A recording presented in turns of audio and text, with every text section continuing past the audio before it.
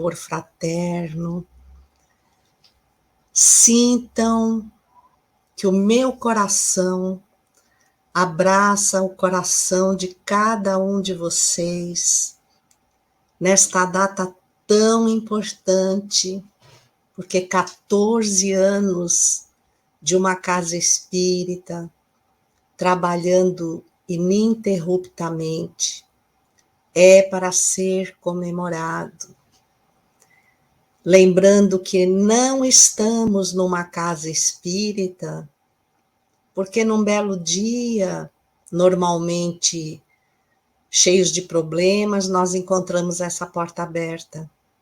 Poderíamos ter encontrado outras portas antes de chegar nessa. Mas o trabalho do mundo espiritual é fabuloso. Eles vão nos juntando. Então, vocês que estão aí nessa belíssima cidade de Coimbra, que eu amo de paixão, que já narrei em livros, o livro No Silêncio dos Claustros, vem falar de uma reencarnação no início do século XIV, em que fui abandonada na roda do convento Santa Clara Velha, e fui acolhida entre todas as irmãs que ali professavam a fé, por esse espírito de escola que é Isabel de Aragão, a nossa hoje Maria do Rosário, que fez tecer fios de luz para que nossas casas co-irmãs pudessem se aproximar. Então nós aqui de Santos, São Paulo, Brasil, do Lar Espírita Caminho do Cristo, temos uma afeição enorme, e eu não falo só de mim, falo de todos os trabalhadores.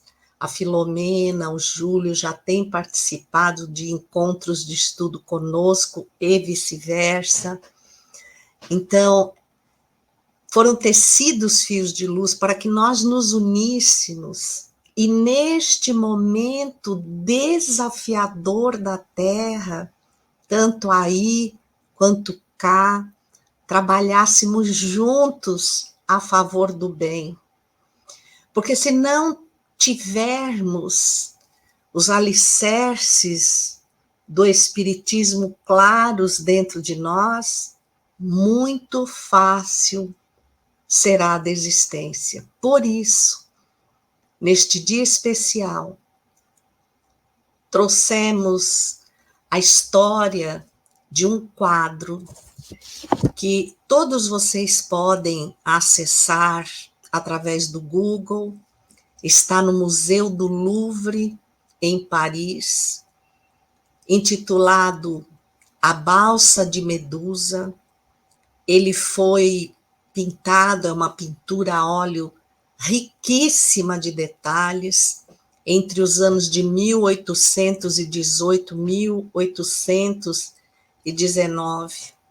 O pintor chama-se Théodore Géricault, e ele retrata, depois de realizar entrevistas, estudos, ele retrata um naufrágio que aconteceu no ano de 1816, quando uma fragata francesa chamada Medusa, que tinha 150 pessoas a bordo, naufragou nas costas de Marrocos.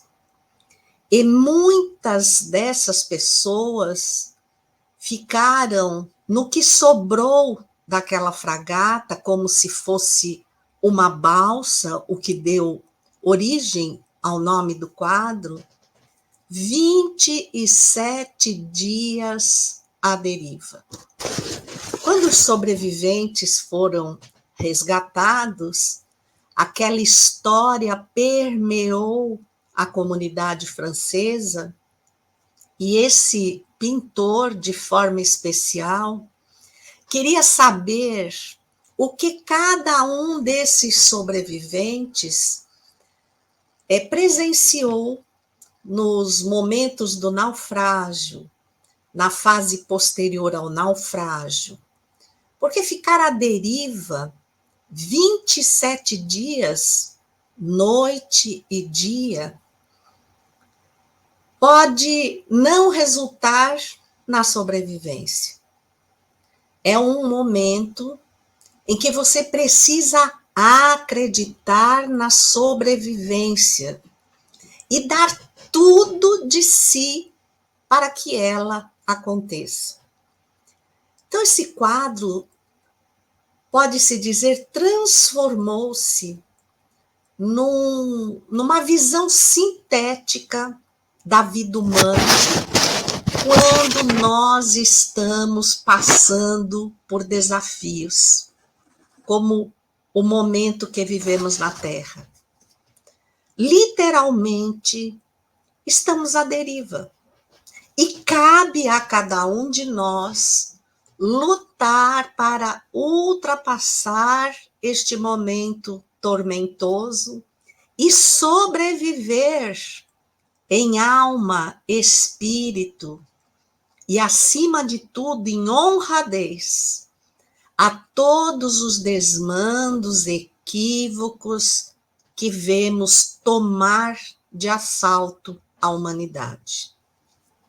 É interessante que todos os que foram entrevistados separadamente, eles deram a mesma paisagem da balsa enquanto o resgate não chegou.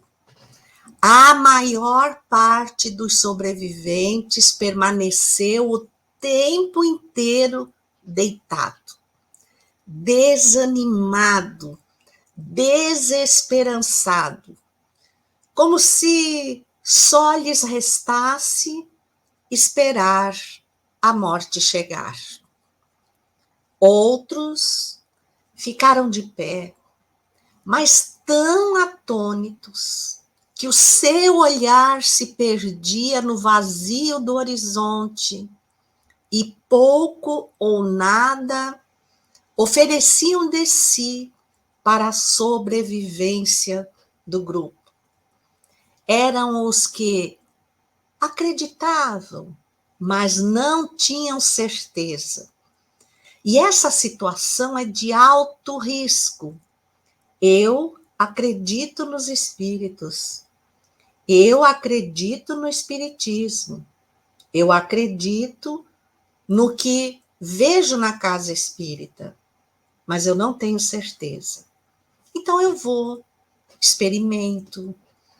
Se alguma coisa acontecer, se os problemas que eu tenho forem resolvidos, se a doença que eu trago for curada, então eu vou ter certeza. Mas se nada acontecer, eu nem paro para pensar que não acontecer já é um milagre. Porque eu poderia ter perdido a razão, enlouquecer, e isso não aconteceu. Eu estive à beira de sofrer um acidente no transcorrer do dia, e graças à intercessão da espiritualidade, isso não aconteceu.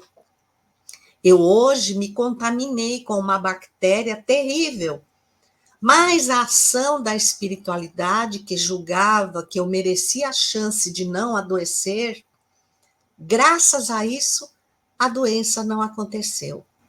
Mas como eu não vi, eu não acredito. Eu não tenho certeza. Então, percebam em que situação cada um de vocês está trabalhando na casa espírita ou está frequentando a casa espírita. Porque a forma como estamos ou como chegamos faz toda a diferença em nossa vida. É só recordar Jesus. Todas as vezes que a multidão se reunia em torno de Jesus, o que é que essa multidão queria? Queria que Jesus os curasse. que Jesus removesse o obstáculo que se interpunha em seu caminho. E quando porventura isso acontecia, percebam o que é que Jesus falava.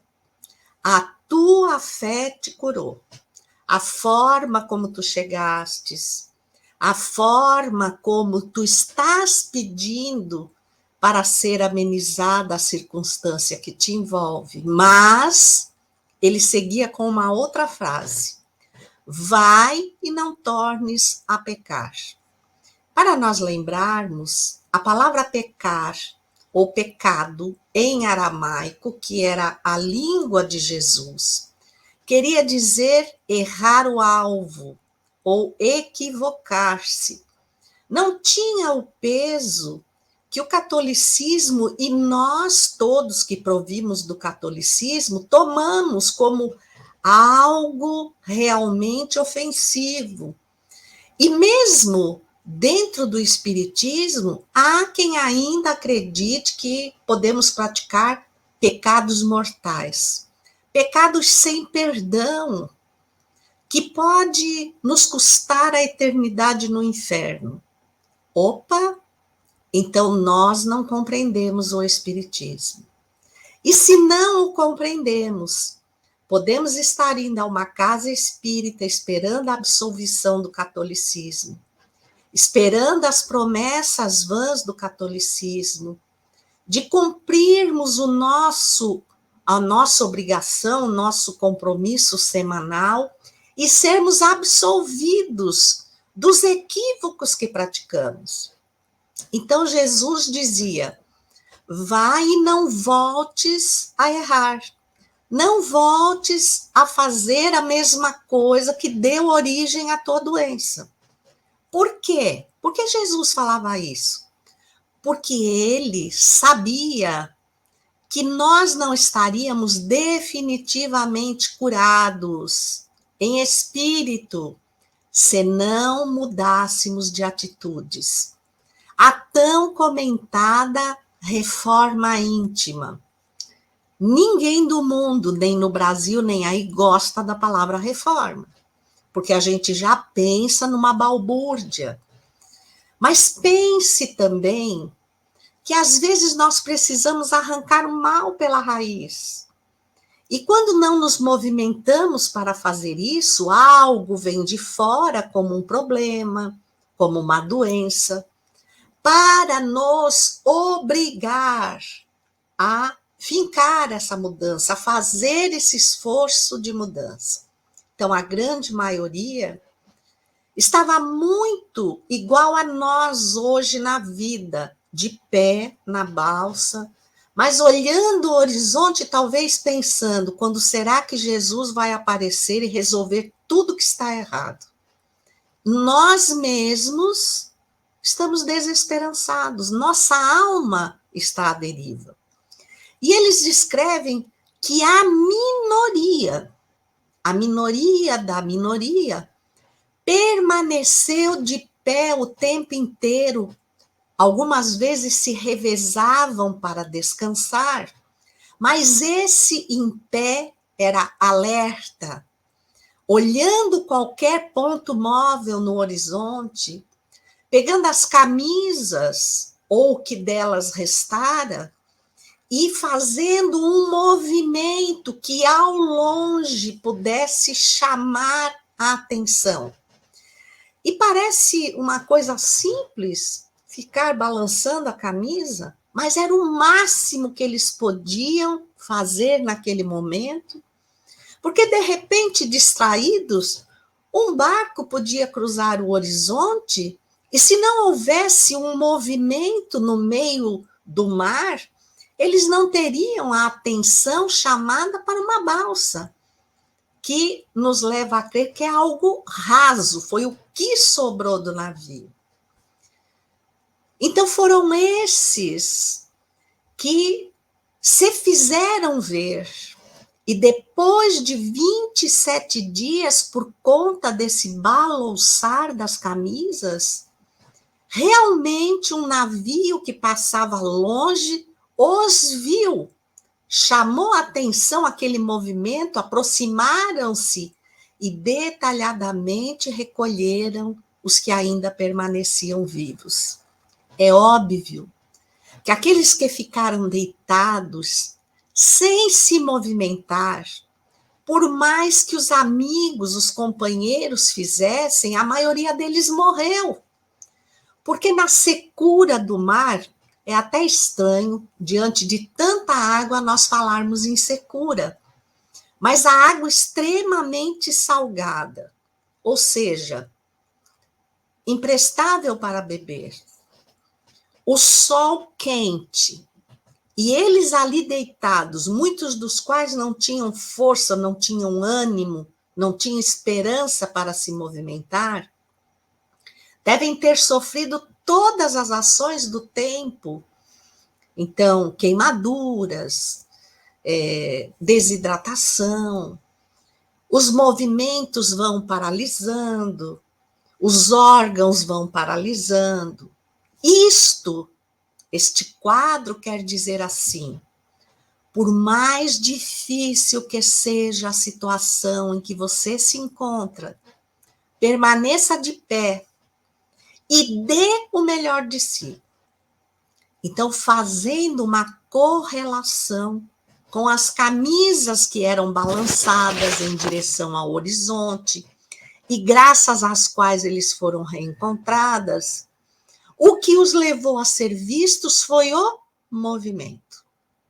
Eles faziam o que estava ao alcance o máximo possível para trazerem o socorro até eles.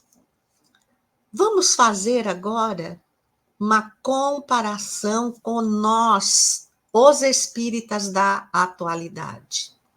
Como disse a Filomena, nós já por 2 vezes estivemos nessa amada casa, nesse aconchego.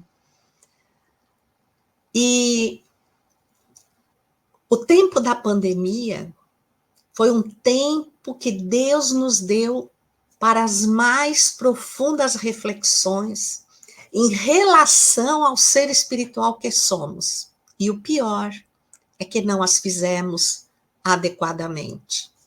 Primeiro movimento que o vírus nos proporcionou: volte para casa. A sua família está à deriva do seu amor, da sua convivência. Pouco ou nada sabíamos das condições dos familiares que estão conosco em casa. O mundo, esse mar imenso, nos mantinha à deriva de nós mesmos. As casas religiosas fechadas. Há os que vão, e infelizmente, esses que vão, estão na posição da grande maioria da balsa, os que vão aos templos religiosos esperando que alguém os liberte do problema que enfrentam. Ou seja, eles por eles nada fazem. Então, estar com a família nos ofereceu as mais profundas reflexões, porque a família é o primeiro grupo de espíritos que vem conosco alinhados às nossas deficiências, aos nossos defeitos e às nossas qualidades. Qualquer livro espírita, procurem Ação e Reação, da coletânea de André Luiz, procurem o capítulo 9, a história de Silas, e vejam que uma família é composta por afinidades morais em direção ao mal e em direção ao bem. Então, temos na família aqueles espíritos com quem, entre os quais há uma diferença, entre nós e eles não há uma boa relação, e viemos para nos ajustar, para que esses laços da consanguinidade nos fizessem ver que somos, tanto entre nós como entre a humanidade, uns pelos outros. Hoje eu estou bem, ajudo você, amanhã eu estou mal, você me ajuda. Isso começa em casa, independente das diferenças que nos unem. E temos os espíritos afins, aqueles que nos amam, que nós amamos, independente das situações, e que são o fôlego que nos é dado para limarmos as deficiências que temos com os outros. E nós cumprimos o nosso papel? Não. Nunca houve tantas separações, tantos filhos que foram embora, tantos pais que deixaram os filhos, porque nós não estamos acostumados a ficar num ambiente em que os nossos defeitos sejam ressaltados. E a família é um ambiente que serve para isso. Mas eles são ressaltados para serem corrigidos. Segundo grupo, que nós podemos também dizer familiar, onde as nossas diferenças têm tudo para ser ajustadas, o grupo religioso. As casas espíritas, numa amplitude muito maior, porque o espiritismo é jovem, só tem 166 anos, é jovem. Há pessoas que morrem com 90, 95, 100 anos. Então, quando elas nasceram, o espiritismo tinha nascido ontem. Ao contrário, por exemplo, do catolicismo, que tem milênios.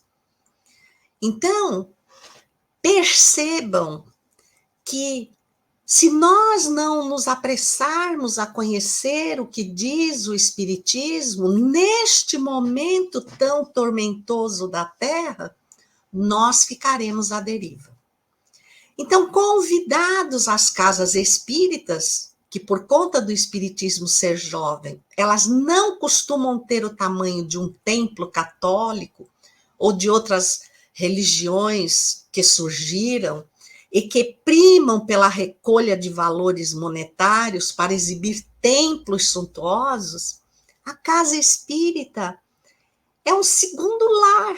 Somos sempre muito poucos, podemos até ser muitos, mas segundo Kardec, podemos olhar no capítulo 29 do Livro dos Médiuns, que fala das sociedades espíritas, que devemos primar por sermos sempre grupos pequenos. E pela minha experiência, por onde eu vou, o grupo espírita Amor Fraterno tem o tamanho ideal. Então, não terá sempre muitos trabalhadores, mas há um objetivo para isso. É ser um grupo familiar, onde todos conheçam as imperfeições e as qualidades e se ajustem, porque hoje nós estamos dentro dessa casa espírita, como eu estou dentro da minha.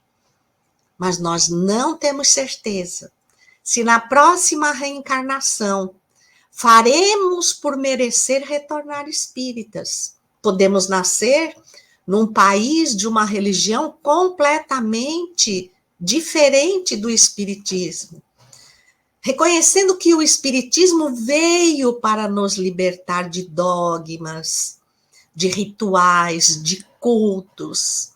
Ele veio para nos ensinar a sermos melhores sem estarmos dependentes do sacerdote ou de quem quer que seja para absolver os nossos pecados, porque pecados não são absolvidos. Pecados são equívocos que necessitam ser retratados.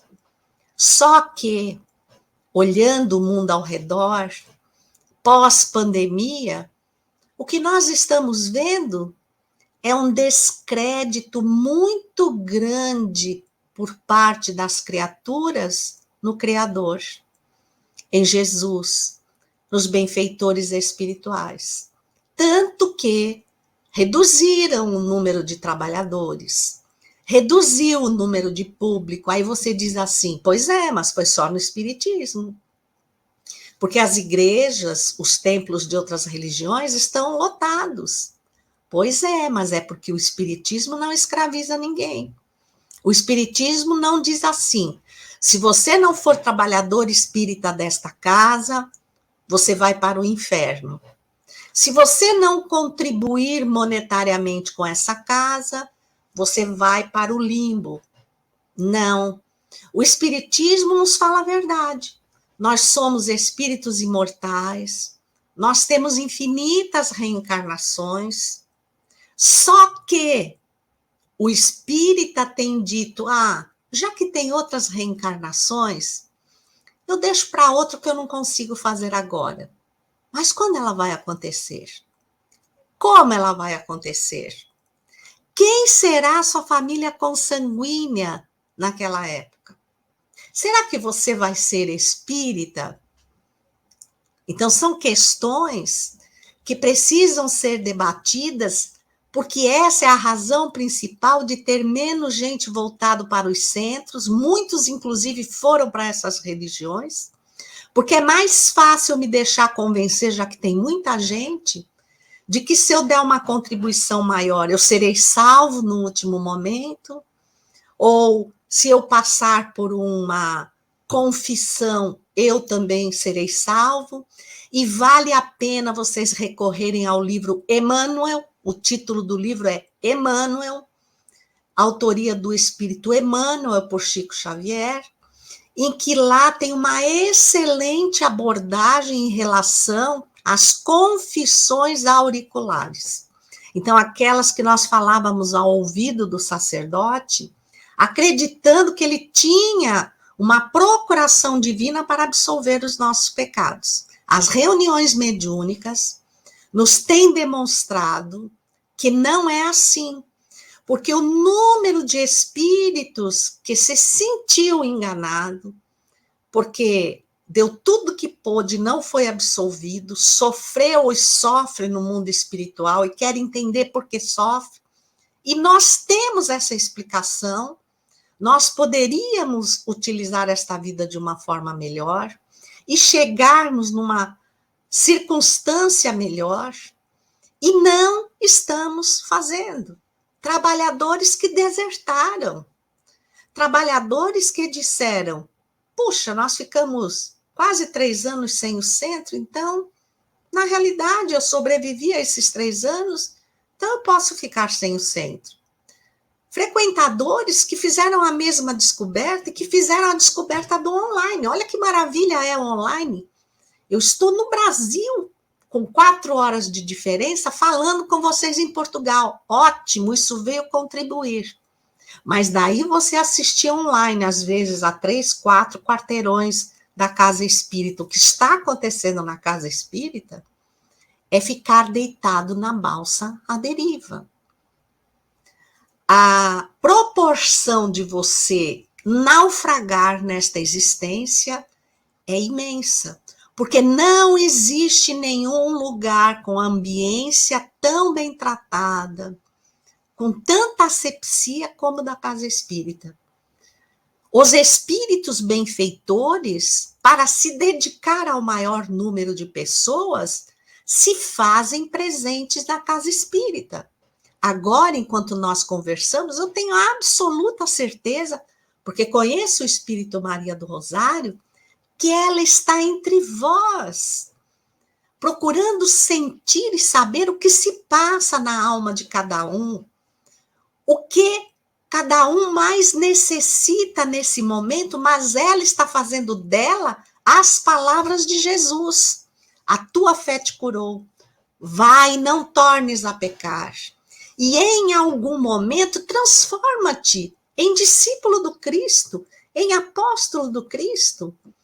Porque se Jesus desencarnou, o que dirá nós, os trabalhadores da casa espírita?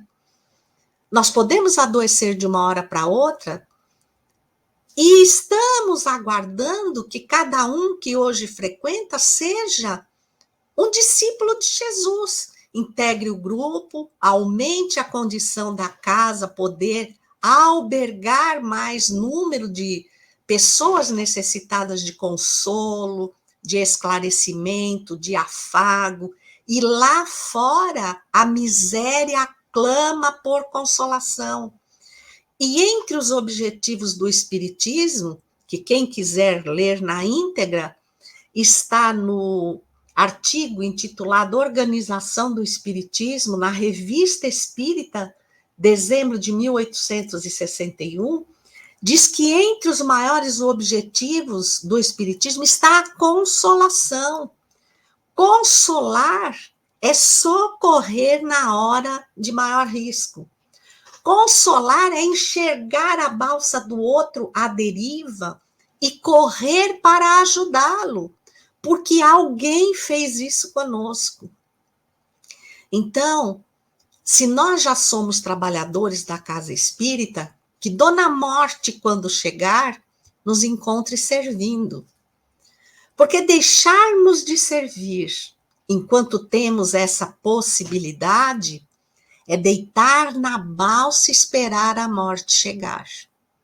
Porque a ociosidade não atrai os bons espíritos, atrai os espíritos infelizes. É tão interessante porque muitos de nós podemos olhar lá fora e dizer, não é mais a balsa que está à deriva, o mundo está à deriva. Porque fala-se tanto, o Espiritismo fala tanto, que vem aí a era da regeneração, que o mundo vai ser melhor. Como é que o mundo vai ser melhor? Dessa forma? E, gente, eu digo para vocês que vocês não sabem a bênção que é morar em Portugal. Vocês não conhecem o benefício de morar nessa terra amada. Eu tenho uma irmã em Arouca que nunca tinha vindo ao Brasil e quando veio, quando o avião começou a pousar no aeroporto de Guarulhos, em São Paulo, ela disse que teve vontade de voltar imediatamente para Portugal. Porque quando eu ia aí, eu dizia para ela da pobreza. Ah, mas aqui também tem pobres. Não, eu estou falando pobre, pobre, pobre. E por mais que eu explicasse, o choque quando ela viu as favelas brasileiras, então um baita aeroporto internacional, maior da América Latina, cercado de favelas que talvez nenhum de vocês tenha a dimensão. Porque conforme o espírito Camilo Castelo Branco, que se denominou Camilo Cândido Botelho, colocou para Ivone do Amaral Pereira, no livro Memórias de um Suicida, nascer e viver no Brasil não é para qualquer espírito. Porque aqui todas as adversidades habitam o mesmo solo. Todas as religiões estão próximas uma da outra. Todas as dificuldades materiais da miséria mais terrível que vocês não conseguem imaginar estão aqui. Então, o desafio para o espírito vencer é muito grande. Muitos portugueses chegam aqui e entram em depressão, porque não sabem como é possível viver em tanto risco. Nós não temos a liberdade de sair às ruas da cidade a qualquer hora, como vocês têm. Os vidros do meu carro estão emperrados porque não os baixo praticamente, porque é muito perigoso andar aqui de vidros abaixados. Então, para nós, o espiritismo e o esclarecimento que ele nos traz nos oferece um campo infinito de serviço, um objetivo novo de transformar este país no coração do mundo, na pátria do Evangelho, como Humberto de Campos, intitulado Irmão X, disse a Francisco Cândido Xavier. Eu nasci aí e eu fui exportada para o Brasil. Eu fui trazida para o Brasil. E hoje, com 3 anos, eu não tinha escolha. E hoje eu entendo o que eu vim fazer. Porque o meu espírito deve tanto. Leiam No Silêncio dos Claustros. Que aí o campo de recuperação seria restrito. Eu precisava ser espírita para sobreviver aos desafios desta vida. E não tem como dimensionar o espiritismo aí do espiritismo aqui. Então, só para vocês terem ideia, na cidade de Santos, Nós temos perto de 100 centros espíritas para uma média de 600 mil habitantes. Então, percebam a dimensão. Coimbra, que eu saiba, tem 2 centros espíritas. Então, você que está sentado aí nessa cadeira, você é um privilegiado por estar no Grupo Espírita Amor Fraterno, porque eu, estando aí, vi a espiritualidade que essa casa tem, o quanto essa espiritualidade projeta de fazer em torno dessa cidade. Mas ela precisa que você levante da balsa e não se contente de ficar à deriva, que você não fique atirado só porque está na balsa, alguém vai fazer o resto por você. Você quer sobreviver a esse tempo de aflição, mas você não quer ter trabalho para enfrentar os desafios. Ah, você vai ter saudades. Vai ter saudades de estar nessa balsa. Vai ter saudades do momento em que você foi convocado a erguer a camisa e balançar para que este mundo, a breve tempo, seja retirado dessa deriva moral em que ele se encontra. Porque não vai acontecer um passe de mágica. Jesus não vai chegar aqui e dizer: bom, agora estamos num mundo de regeneração. Pode fechar as casas espíritas, os centros de religião de qualquer nominação, pode fechar as igrejas católicas, que agora vocês todos são espíritos bonzinhos. Não! Isso requer aperfeiçoamento e trabalho. E nós já demos um grande passo, porque você não está prisioneiro de rituais. Não está, o Espiritismo não tem ritual. O Espiritismo te apresenta o Evangelho, o estudo da doutrina espírita, te esclarece que se você foi convocado para estar na casa espírita, trabalhe até o último dos seus dias. E se você achar que chega um tempo que você não precisa mais trabalhar, leia o capítulo Bem-aventurados os pobres de espírito, que está no Evangelho segundo o Espiritismo. Porque só o orgulho pode dizer que num breve período eu estou pronto para me tornar um benfeitor e que já posso até gozar da folga. Não! Chico Xavier, com 92 anos, trabalhou até o último instante.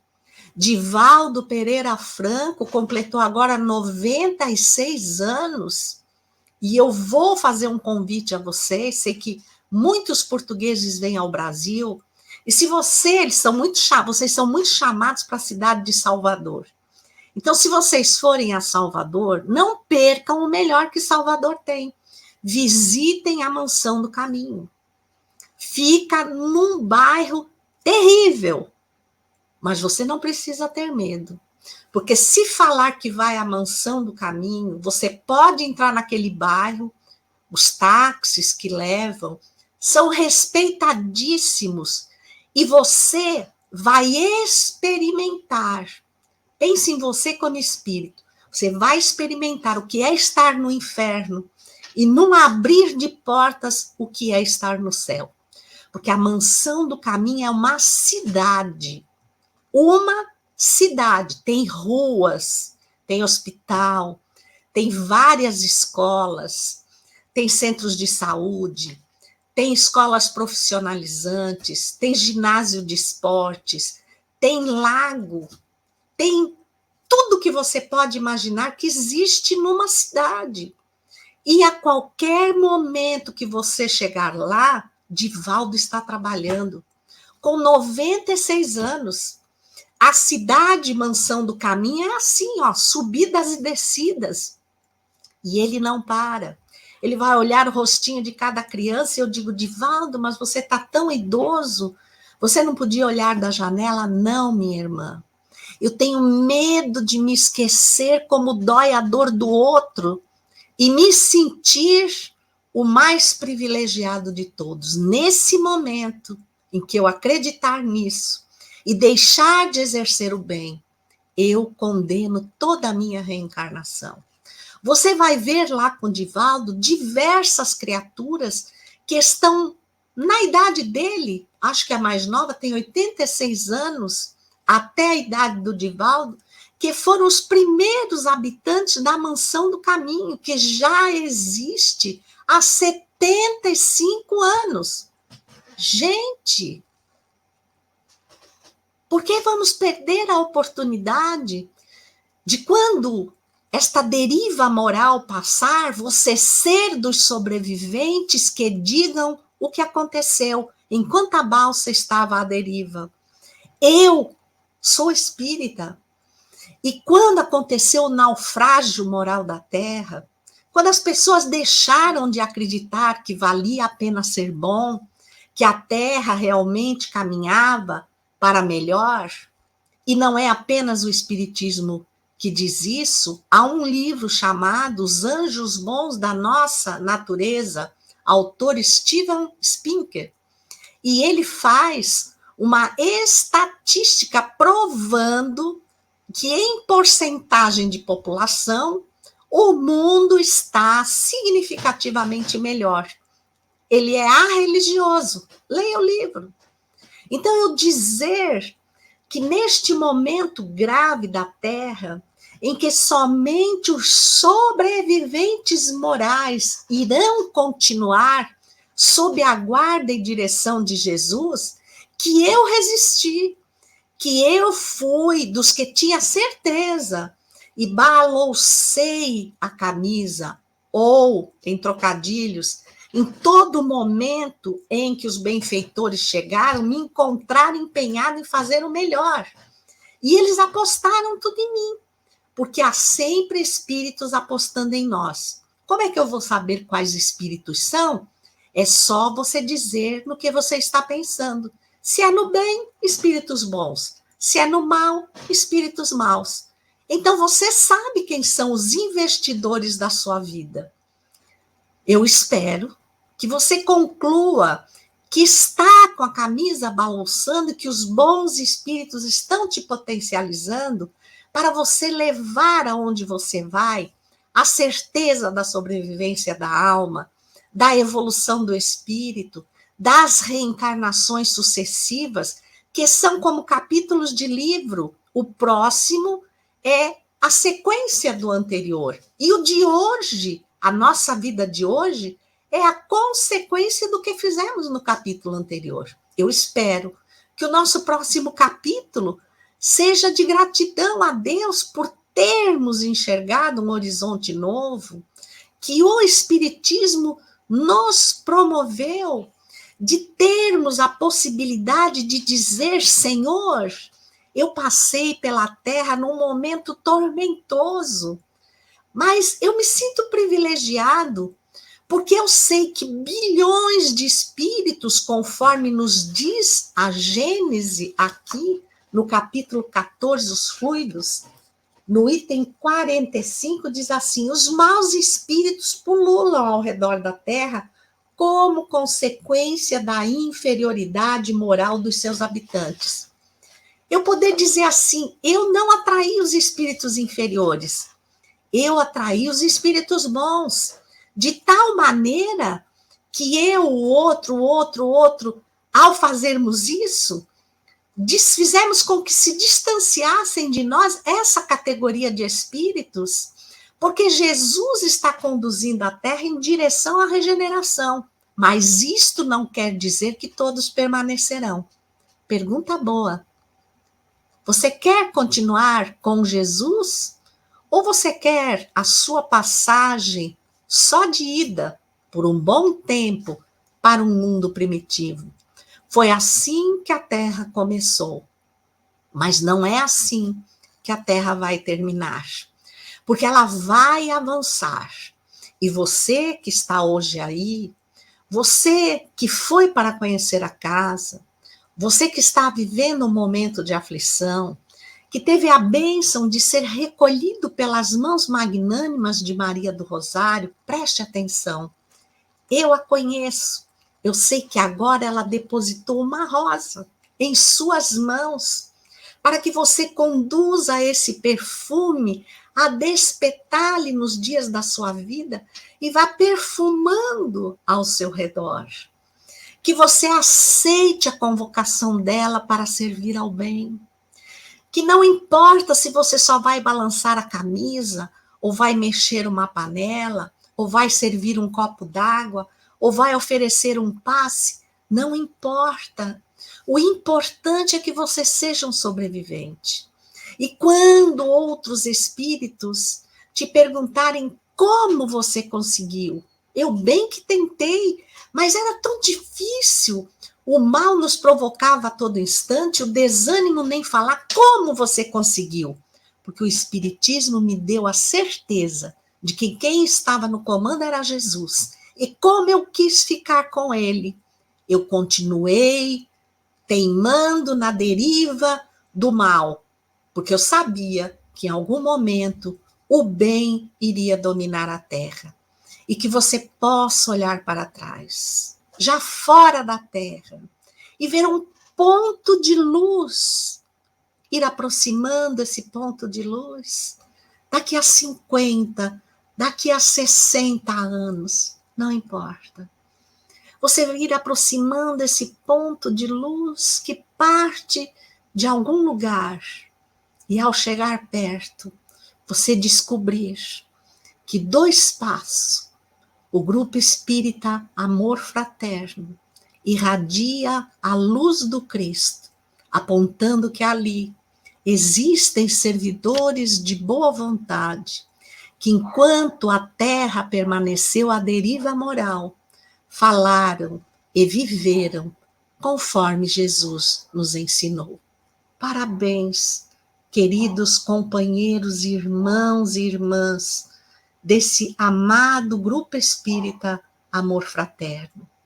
Que Maria do Rosário se faça presente neste momento em que conduzimos a oração final. Que ela e os espíritos benfeitores, que sob o seu amoroso comando, atendem às súplicas que os corações aflitos da terra lhes enviam, possam estar entre vós, possam dirigir-se ao coração de cada um e encontrá-lo aberto, que eles possam avaliar as suas aflições, angústias, dores. Ó Jesus, ó benfeitora amada, que os espíritos benevolentes envolvam cada um que está nesta casa espírita,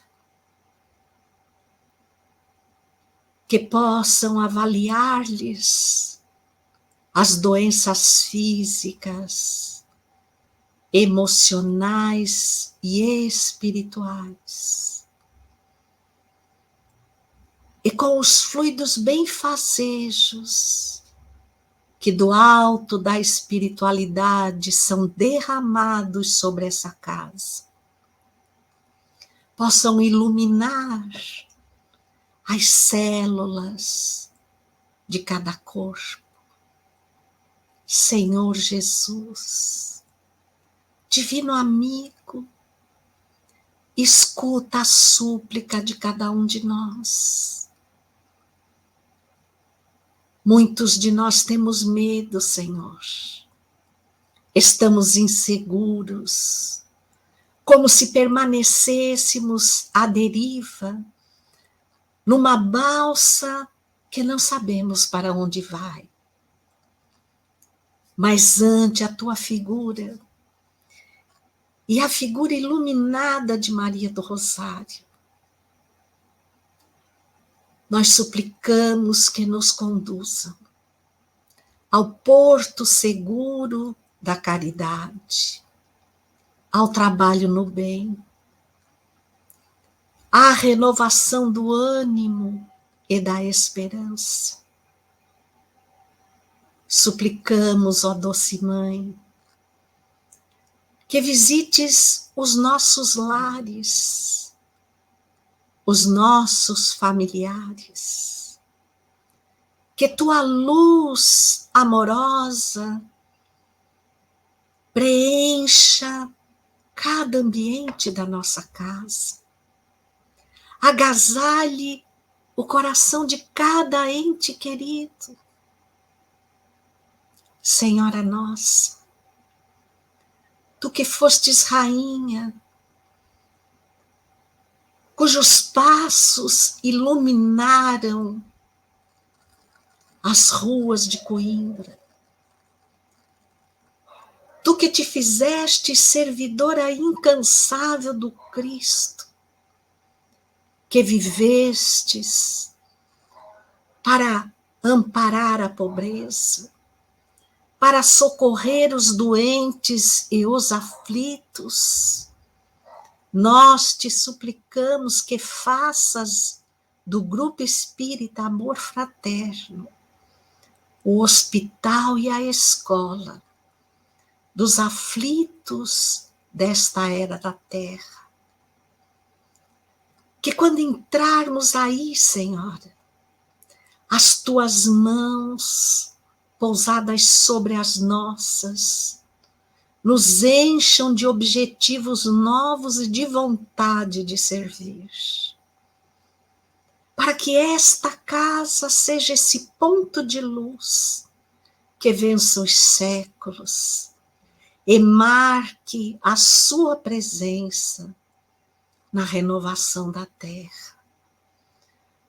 Porque em qualquer época, em qualquer tempo, nós queremos ser os servidores amorosos do Cristo.